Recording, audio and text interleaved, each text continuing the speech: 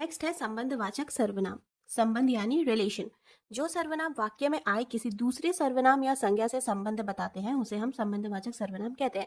Simply कहूँ तो कोई भी ऐसे दो या दो से ज्यादा सेंटेंसेस जो आपस में रिलेटेड रहते हैं और वो सारे के सारे सेंटेंस जो है एक ही इंसान से, एक ही पर्सन से या एक ही चीज या वस्तु से रिलेटेड हो तो उसे हम संबंधवाचक सर्वनाम कहते हैं। ठीक है। फॉर एग्जाम्पल, जो, सो, जैसा, वैसा। मान लीजिए जैसे आपने ये सेंटेंस सुना होगा, जो करेगा सो भरेगा।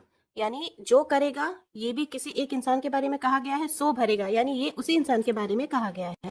मतलब ये दोनों ही सेंटेंसेस एक ही पर्सन से रिलेटेड है। ठीक है। जैसा करोगे वैसा पाओगे, ये भी किसी एक ही इंसान से कहा गया है कि तुम जैसा करोगे वैसा पाओगे। ठीक है।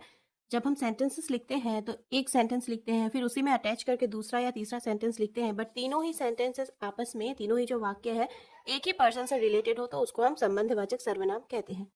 अब हम संबंधवाचक सर्वनाम के कुछ एग्जाम्पल्स देख लेते हैं।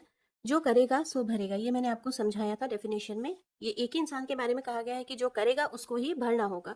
जिसकी लाठी उसकी भैंस, ये भी आपने सुना है सेंटेंस। जैसा राजा वैसी प्रजा। वह कौन है जो रो रहा है। अब ये तीनों सेंटेंसेस तो आपस में बिल्कुल एक जैसे ही है, आपको समझने में प्रॉब्लम नहीं होना चाहिए आई थिंक। वह कौन है जो रो रहा है, यानी वह कौन है ये एक सेंटेंस है, जो रो रहा है ये दूसरा है, बट दोनों एक ही इंसान से रिलेटेड है कि वह कौन है जो रो रहा है, किसी एक इंसान के बारे में पूछा गया है।